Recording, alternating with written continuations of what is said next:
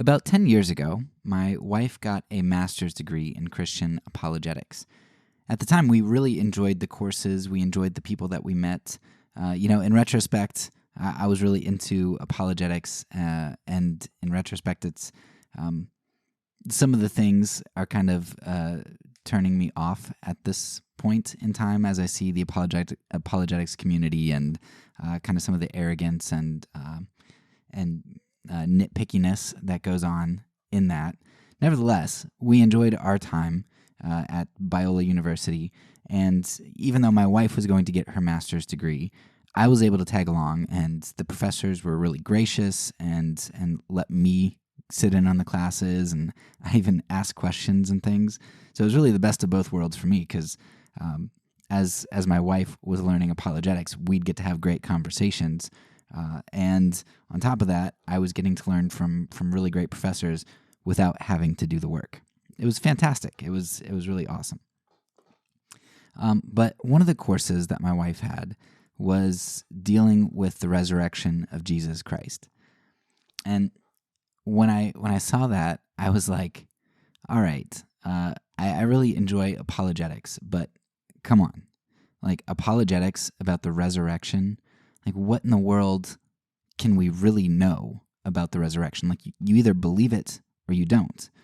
Looking at the Bible, the credibility of the Bible, the credibility of the people who wrote it, that kind of stuff kind of helps your belief about whether or not the resurrection happened. But what can we really know about the resurrection? And so I thought it was kind of there are a lot of times that Christian apologists try to push things too far. I think they want an answer to everything. They kind of embrace rationalism to a certain extent. And so I was really, really skeptical when we came into that course. But I ended up enjoying the course a lot. One of the main people that they used, I don't remember if he actually came in to speak in person or not, but Gary Habermas was just so humble and wonderful in his presentation of the material. And then, of course, they used people like William Lane Craig. So I enjoyed it. They talked about using the minimal facts approach, which I thought was fantastic. Because, a lot of times Christians will go and expect atheists to believe foundational claims or to believe these conclusions that are based on premises and foundational claims that, of course, the atheist isn't going to agree to right off the bat. So the minimal facts approach to the resurrection was great because what it does is it uses the minimum amount of facts attested to by the majority of scholars, the consensus. And so they say, okay, atheists, we believe the Bible, we believe all this stuff. I don't expect you to do that. If I don't expect you to believe the Bible, I'm not going to throw that in there. Here's what I expect you to believe. I expect you to believe what the vast majority of scholars say. And those are three basic claims. And, you might be able to add one or two more depending on how much of a consensus you want for the facts. But here are the basic facts, the minimal facts. Number one, Jesus existed. Sure, there's the Jesus Seminar and people who would say that Jesus never existed. Just consensus scholarship says that's kind of crazy. Maybe it's true, right? But it's kind of a crazy belief because there's plenty of evidence that Jesus actually existed. Number two, Jesus was crucified. Okay, he was put on a cross by Rome. Number three, the disciples claimed to see the risen Jesus, and that's an important caveat there. They claimed to see the risen Jesus. This point does not say that the disciples actually did. It just says, hey, we know that the disciples said they saw him. All right? And then a fourth one that you can throw in, but it's not quite as minimal of a fact, like you'll have some people who maybe disagree a little bit more with it, would be that an initial enemy of Christianity, Saul of Tarsus, who became Paul, converted to Christianity from an antagonistic position, from being an enemy of Christianity. And he did this because he claimed, again, important word, claimed to have an encounter with Jesus. So now the minimal facts don't really tell us anything on their face, right? But what we have to do with those is we have to figure out, how do you best explain these facts? You can throw out Occam's razor here, which is maybe falling out of favor a little bit, but by and large it says the best adequate explanation that's simple. I'm sorry, the best and simplest adequate explanation, right? So Occam's razor, sometimes people say, well, Occam's razor says the simplest explanation is best. No, that's not true. The simplest adequate explanation is best. Right? You can come up with really simple answers that don't really explain things. And we're going to kind of give you some examples here when we talk about the resurrection of Jesus. So there are all kinds of explanations that abound in regard to the resurrection of Jesus. How do we explain these minimal facts? Now, you have the twin theory. This idea that, well, Jesus really had an identical twin, and the twin was, the twin was not killed. Jesus was actually killed. The twin wasn't killed. And after Jesus died on the cross, the twin came back and pretended to be Jesus, or everybody thought that he was Jesus. All right. Possible? I guess, right? It would explain some of the different things. It would explain the disciples claiming to see the risen Jesus, right? So they did. They did actually see him. And it would explain how Jesus was crucified. Sure, like he was crucified, but it was his brother that actually came back. But of course, there are lots of questions that you'd have here, like, well, did the disciples not know that Jesus had an identical brother before this? And could his identical brother, after they had lived with him for 3 years, could an identical brother really convince them that he was Jesus? Like, that's kind of insane. So it explains, do people have identical twins? Yeah. It's a really simple explanation. On its face, hey, Jesus had an identical twin. But when you try to play that out, it's insane. It just doesn't make sense. Some other people would cite what they call the swoon theory, this idea that Jesus didn't really die on the cross. And so, yeah, Jesus existed. Jesus was crucified, right? He was put onto a cross. And then, of course, the disciples claimed to see Jesus afterwards. But that's because he didn't really die, right? He was on the cross, but he didn't die. Now, there are a couple issues with this, right? Did a nearly murdered Jesus really convince disciples that he had resurrected? I mean, he had so many lashes and spear in his side, and he was hanging on a cross. Did Jesus pop up 3 days later and like, hey guys, guess what? I'm resurrected in this new body. You're going to get one too, right? You excited about this? No, of course he would have been just bedridden for a long, long time, having been so close to death with all those wounds. When he came back, the disciples weren't going to say, oh, well, he must have resurrected. Like, this is amazing. They would be like, oh man, he escaped death, right? They would have thought that he never died. And on top of this, did the Romans really not succeed in killing Jesus? They're professional executioners, and their lives hang on the line in regard to actually accomplishing that execution. Did they not put a dead Jesus in the tomb? Like, what was that all about? So there's just so much that doesn't make sense about the swoon theory. And of course, there are other theories out there, like the hallucination theory. The disciples, right? Jesus existed, Jesus died, but Jesus didn't really resurrect. The disciples claimed to see him, the resurrected Jesus, but they were really all hallucinating. Does that really explain the circumstances here, right? Have you ever heard of mass hallucinations where people have the exact same hallucination across days and weeks and months, or at different places? That's not really something that happens. And what about Saul, like somebody who's an enemy of Jesus having this hallucination? And on top of this, what about the body? Okay, so this is one. The other two, the twin theory, the swoon theory, Jesus didn't actually die, so he's not in the tomb. But the hallucination theory does, they could just produce a body. They could just go to the tomb and say, no, Jesus is right here. Stop your religion, right? Easy. But they didn't do that. Um, there are other crazy, there are like all kinds of theories out there. And some of them bring in aliens and stuff, which is just nuts. At least some of these other ones that we've mentioned, they try to have naturalistic explanations. They just don't really explain all of the evidence of what happened. They're not the best adequate explanations. So the Christian argument then is that what truly seems to explain the evidence best is that Jesus is who he said he was, right? He existed. He was crucified, and professional executioners did their job. He was buried, and the disciples did see him because, hey, he's connected to the divine. He is divine, and he was resurrected, right?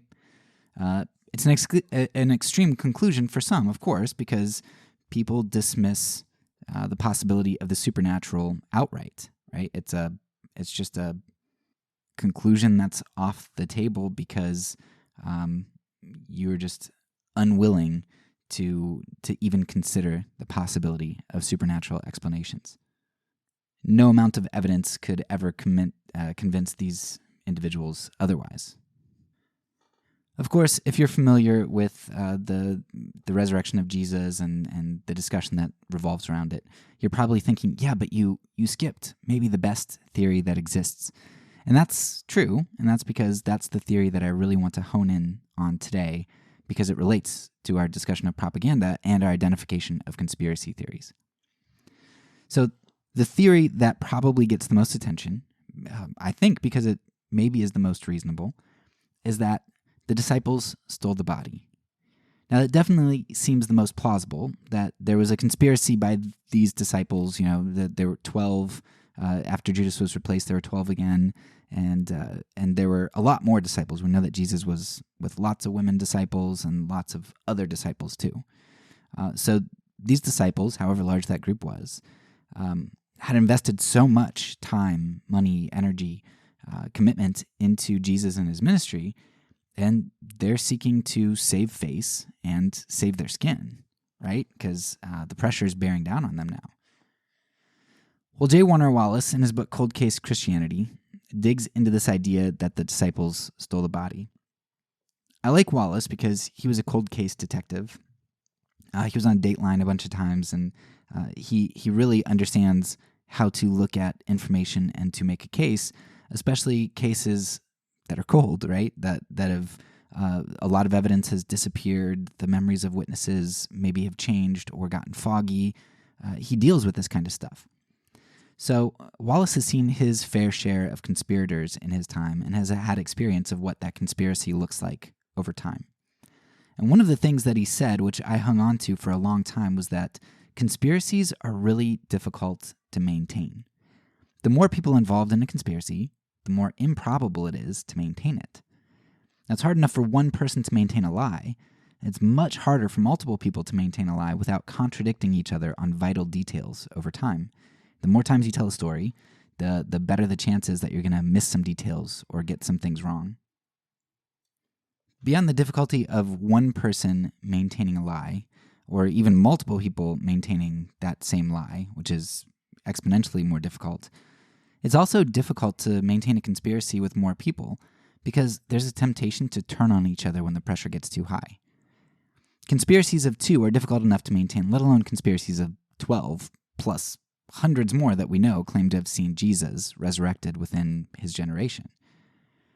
So Wallace's case, his book Cold Case Christianity, was really a big clincher for me, and that helped me to kind of piece all of this stuff together.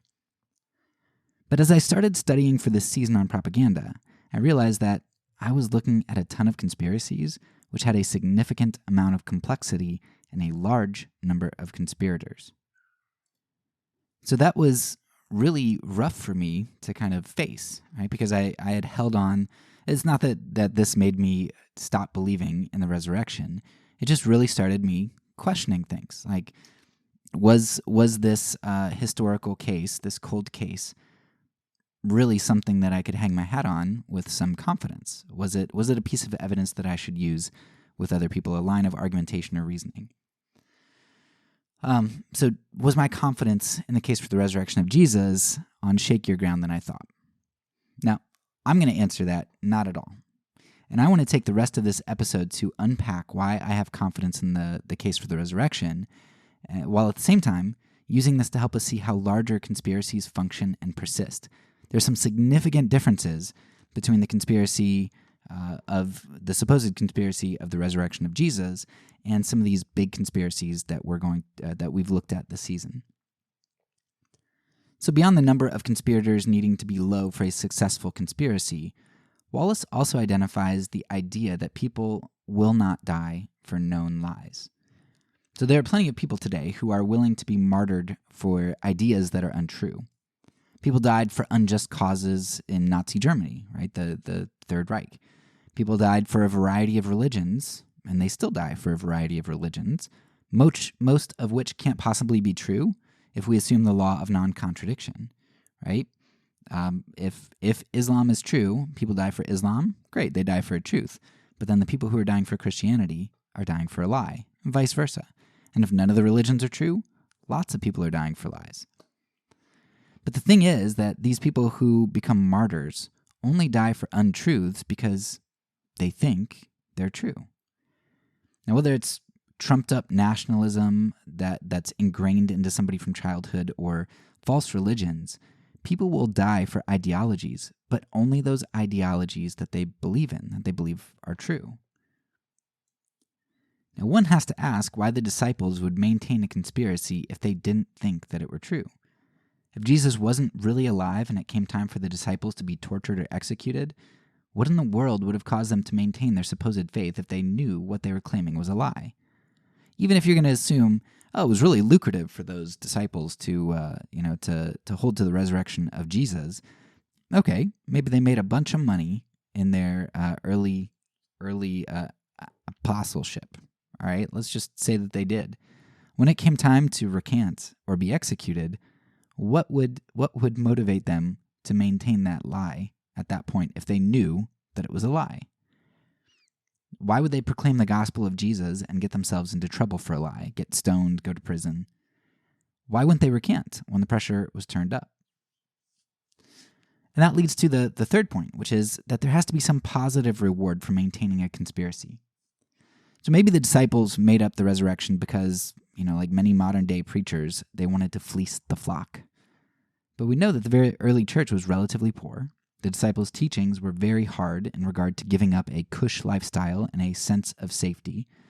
We talked about this in our episode where I read Mayhew's article, about embezzlement and as the corporate sin of contemporary Christianity.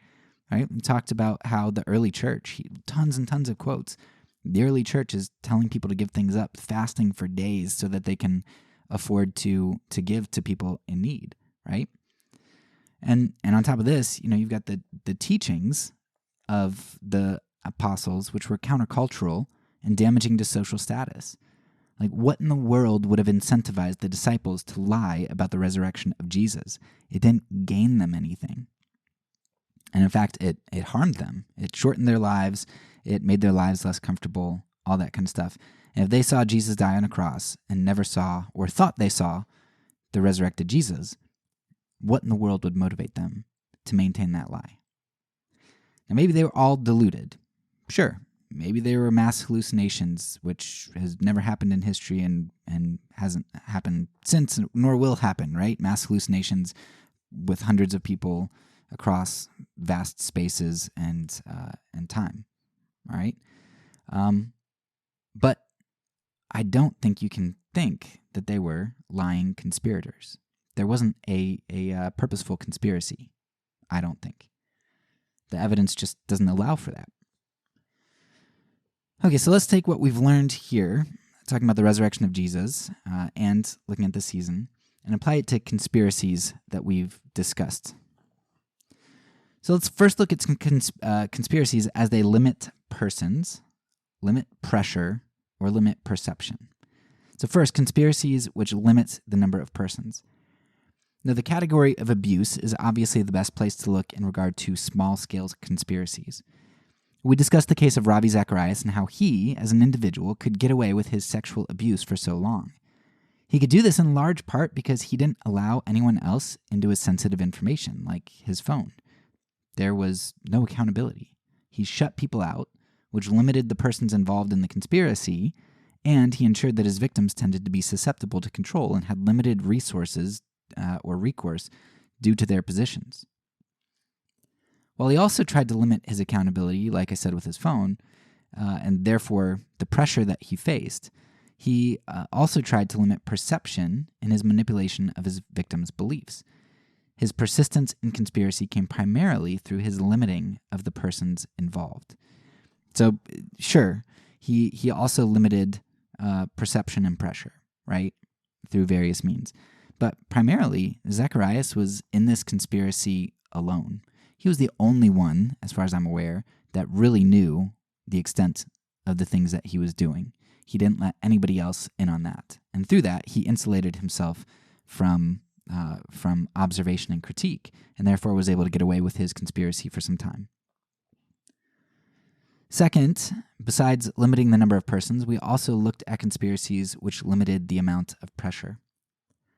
If the amount of pressure placed on someone can outdo the reward that they'll get from maintaining a conspiracy, then the conspiracy will likely break.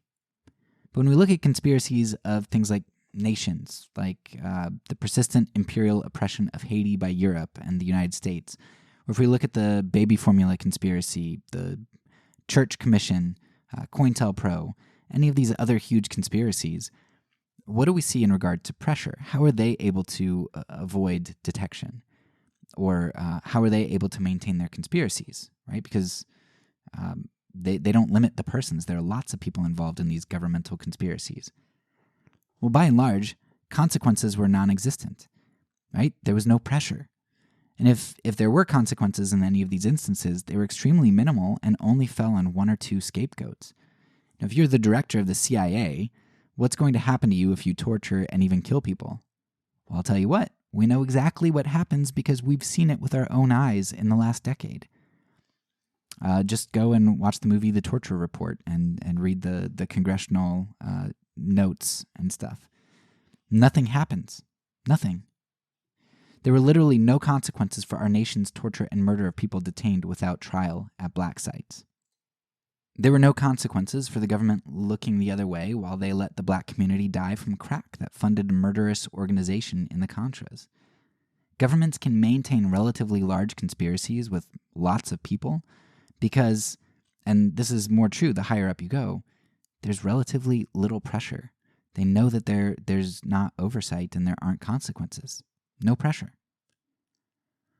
So finally, we can see how some of these conspiracies didn't necessarily limit persons or pressure, but they limited perception or belief. But I'll stick with perception here because it just works with the alliteration. Persons, pressure, perception. Okay, perception. While our Haiti episode and something like, if you look into the Banana Republic and Smedley Butler's War is a Racket, those touch on how belief can birth and foster conspiracies and the perpetuation of those conspiracies, because it creates nationalistic beliefs, these deeply ingrained ideals and values which one acts upon and conspires. I think the best example we have from this season is our episode on eugenics. We've said over and over this season that people use propaganda not just to maliciously lie to other people, usually, but because they believe in the cause for which they're propagandizing. One is much more willing to bear up under pressure if they believe that their cause is worthy, and one has less problems involving more conspirators if everyone has a strong, unified belief in something. When you look at the case of Carrie Buck, how her representation and medical community conspired, and how the government backed that up with an 8-1 decision, the only way that happens is through perception, through a common belief and ideology. And that perception isn't only how that conspiracy is birthed, it's also how it has become hidden to us today. Why is Buck v. Bell and America's eugenic history largely unknown today? Because we have had fostered in us certain ideas of what it means to be a liberty-loving America with a rich history, and we have been raised to have a particular view of science, medicine, and modernity. We all help to cultivate the atmosphere which nurtures such conspiracies and propaganda that we've seen throughout the season. Of course, we could talk about a lot of other conspiracies here. Racist conspiracies go well under the idea of perception too. I mean, how do murderers of blacks never get called or caught back in the 50s and 60s? When everyone knows who did it in the community, when you have a whole town full of conspirators, how does nobody say anything? How does nobody get caught? How is there no pressure? How are there no consequences? I'm sure pressure is one thing that shuts some people up, right? Pressure of the conspiratorial community. But there's so much pressure in large part because the racist belief of the community is so strong. It's perception that runs the racist conspiracies there. The strength of a belief can sometimes largely determine the success of a conspiracy, even in the face of having many persons being conspirators and having some significant pressure placed upon you. So if we are going to take what we've learned here and apply it to a more recent conspiracy theory, let's say the COVID vaccine, that especially people on the right are saying that there's some big conspiracy behind the vaccine. Here's how I'd think about it. So if there was going to be a COVID conspiracy, there would have to be a lot of institutions involved, right? Governmental, scientific, medical, etc. A lot of people we're talking about here. And across these institutions, you'd be likely to run into people with a variety of ideological views, right? And people who aren't high up on the ladder, and there would be people who are privy to some of this information that would face some serious pressure if they were caught. Now, in terms of number of persons, the amount of pressure and the unified perception of those involved, I'd say that I don't think a purposeful vaccine conspiracy is all that plausible. But then I kind of second-guess myself because, on the other hand, this is where the marrying of the corporate world with the government gets really problematic for me. In theory, a vaccine should pass through a number of hands of varying institutions, creating checks and balances. But when Pfizer is a huge lobbyist for Congress, and the people running the FDA and the CDC were appointed by those connected to Congress and therefore lobbyists, the water starts to get really, really murky.